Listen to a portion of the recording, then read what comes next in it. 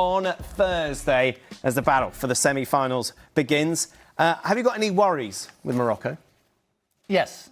I have respect. I have doubts because we know all the players, and we know them because they have played for some of them in France. Like the example of the young Bouhaddi in the middle of the park, who played in the youth team for the French national team. And you have talent everywhere.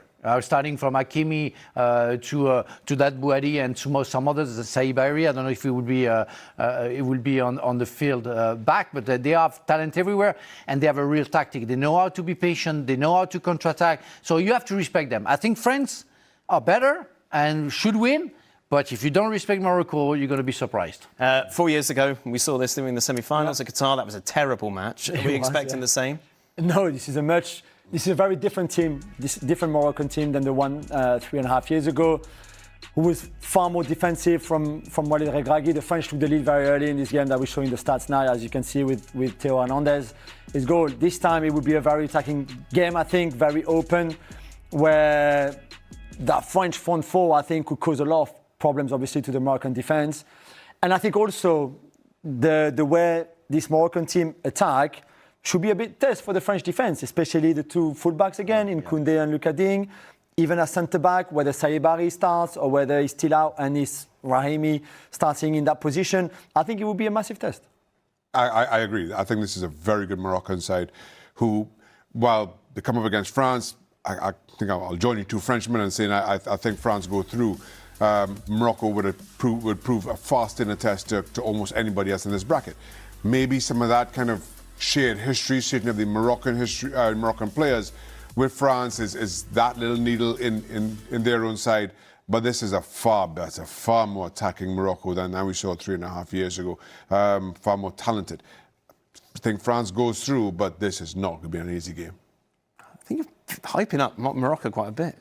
Yeah. I don't think they've been that good. They were not good against Canada, which is true. It's the first time where we saw them struggling. They weren't good against Scotland. They weren't great against Haiti. Against Netherlands, I don't know. I'm just not. I'm not seeing it. We have friends in France who are Moroccan, so we have to be nice to them. Okay, all right. I think well done for having friends first off. Well, you will see. And we're going to talk about England after. You know, we don't have any friends in England. Right then, England against Norway. Ooh. Are you scared? Of course, I'm scared. What scares you? What? Haaland scares you? What scares me is that I was really scared going into Mexico and we win, and I'm less scared now, and that's dangerous because I'm worried. You're too confident. That's the issue, because you looked at the Mexico, you could give you so many reasons to why we'd lose, but we didn't.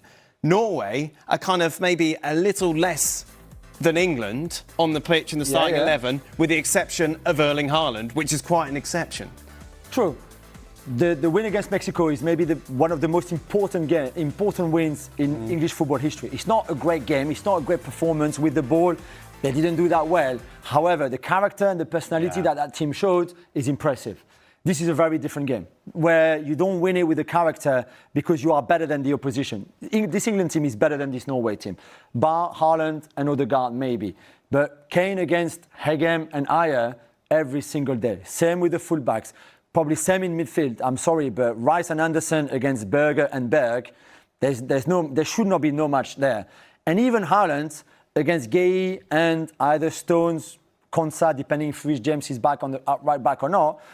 Even that, you would think they've played so many times against him, Pickford in goal as well, that you should probably know how to handle Erling Haaland far more than. Yeah, Gabriel knew as well. Yeah, but it's a Brazil team that is not as good as this England team. It's an average Brazil team. Not. So I think you should not go. Don't go Arsenal player. You should not even say this word in your mouth anyway. But so if you're England, you have to be positive. I think going into this game. Massively. So you're picking England? Yeah, I think they will win this game, and they should win this game. Shaka, who are you picking? I pick England for all those same reasons. And while you could talk about Norway beating Brazil and how poor a Brazil team was this World Cup, for me, Nyland was Norway's man of the match in that game. The Norwegian goalkeeper. So I see England win this. The Union goalkeeper again with Shaka. So it's always about the goalkeeper. Yeah, you know that. You know that, Frank. I'm sure. No,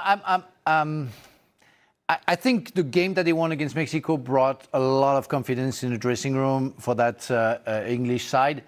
But I want to believe that Norway has a tool to surprise everybody. And I saw the qualification. I saw the game. It doesn't count the French, the game they played against the French, because they played with half of the first 11, and they showed so much strength, confidence, and quality against Brazil. Yes, Brazil wasn't the best team in the world, but Norway were better. So I'm sorry, I'm going to go for Norway. Spain and Argentina are the two favourites of the remaining quarterfinals. Which of those two are the likeliest to give us an upset? I don't see Spain losing against Belgium. Me neither. No way. I'm sorry, with all due respect that I have to our cousin, the Belgian people, but Spain they go for the semi-final against France. It's what has been planned for months, according to the bracket. So I don't see anything. Yeah, I have question marks about Argentina. And Switzerland can cause an upset. The upset can come from there, yeah? I agree. Sure. Yeah, you agree, Yeah, George? I agree. Why? I think Switzerland. I think they are, as we said earlier, super well organized. They've got a physicality. They've got pace. If Manzambi is back, I think they might struggle. Argentina might struggle to contain them. I agree. As I said before, USA result aside, I do not think that this is a great Belgian side. Saying that, I don't think Spain have hit their heights either themselves. But still, they are the better of the two. I don't see it as simple or straightforward for Argentina, Switzerland. 20 seconds to go. World Cup final. Who will it be? The revenge. France against maybe Argentina? Jack? There is no action today, but we may need a full day to prepare for this matchup. We've got France versus Morocco in the World Cup quarterfinals tomorrow afternoon. And yes, it is a rematch of the semifinals in 2022. France won that one 2-0. France is also seeking its third straight World Cup semifinal, already making history with its fourth straight quarterfinal. You've got history on the other side as well with Morocco. They're now the only African nation to reach the World Cup quarters. Winner gets Spain or Belgium in the semis on July 14th. So Chris Whittingham here with us now. And friend, we get more build up to this game, but I said it, we probably needed it because this one is going to be so much fun to watch. But let's start with the favorites, because France have outscored opponents 14-2 in this World Cup. They're the favorites for a reason. What have you seen as far as what they're doing in this tournament that has led to such dominant results?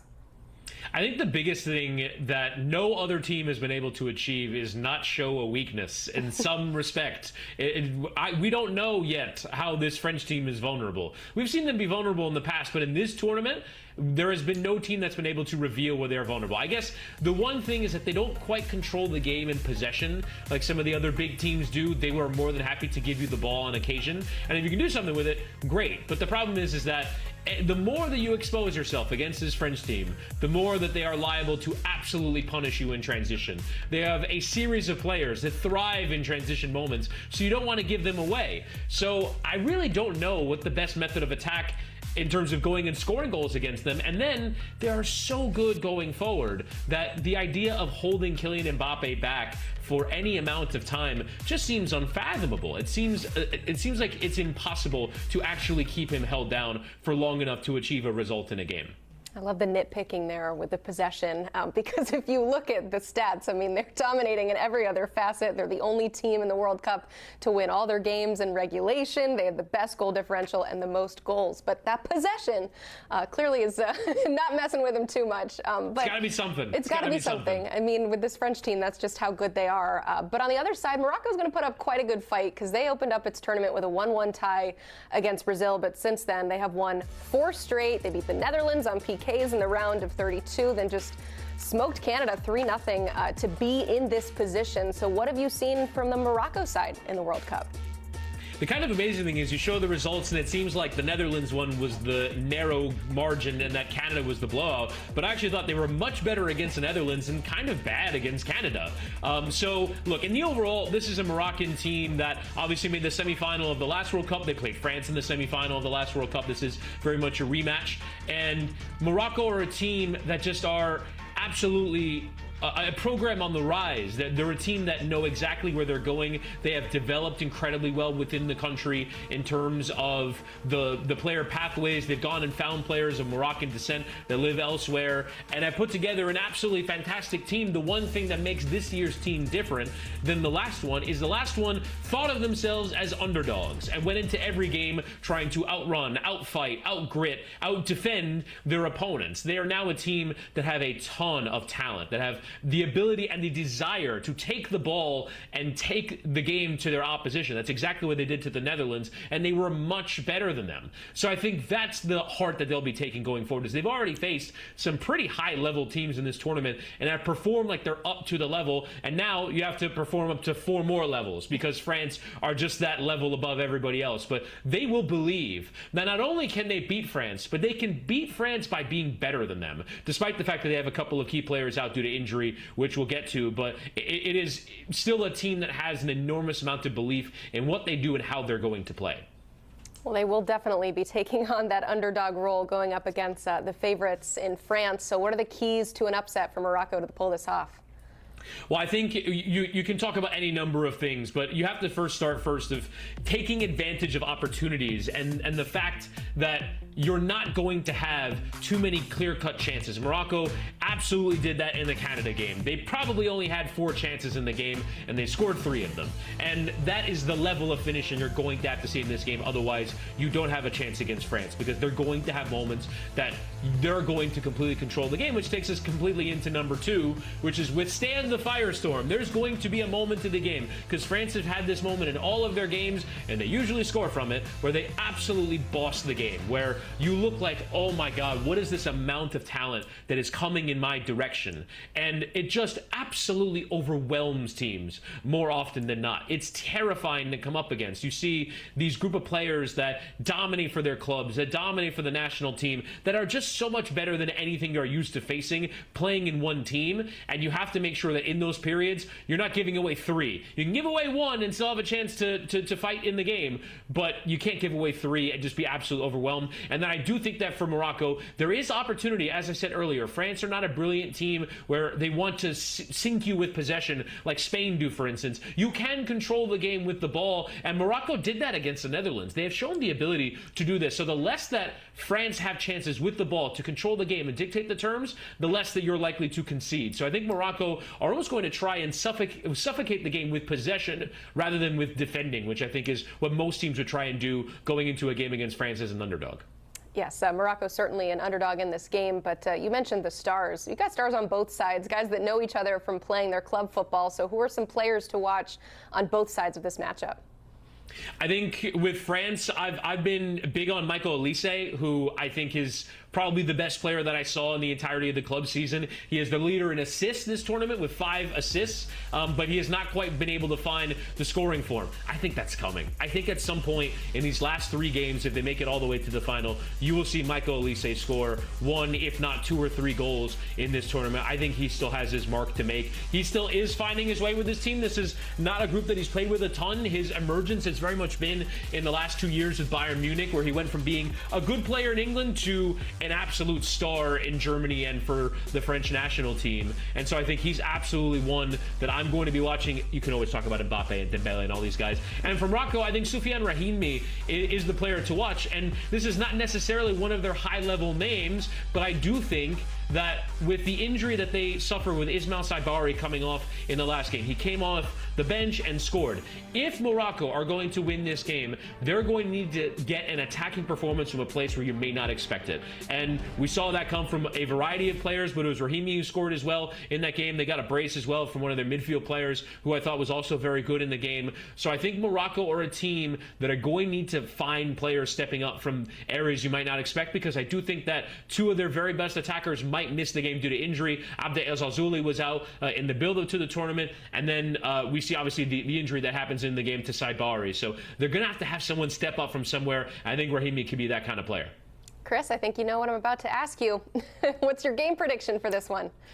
Yeah, I would love to pick a Morocco upset. I think there are a lot of people that are talking about this as almost a fait accompli. On our morning show today on the CBS Sports Golazo Network, our friends at SofaScore, our data partners, told us that they were the biggest favorites of any team in the quarterfinals. I don't see it that way. I see Morocco giving this France team every single thing that they can imagine will be a difficult game. So I'm still going to call a French victory. I couldn't quite get there in terms of saying Morocco going to pull off the upset. I think that they can, but I don't think that they will. I'm going to say France by a narrow margin by 2-1. I think all of us USA fans that are just rooting for chaos and upsets wanted to see Egypt get it done, so maybe we'll see a big upset against France and Morocco tomorrow. Chris, we're looking forward to it. He mentioned the morning show. If you're like, hey,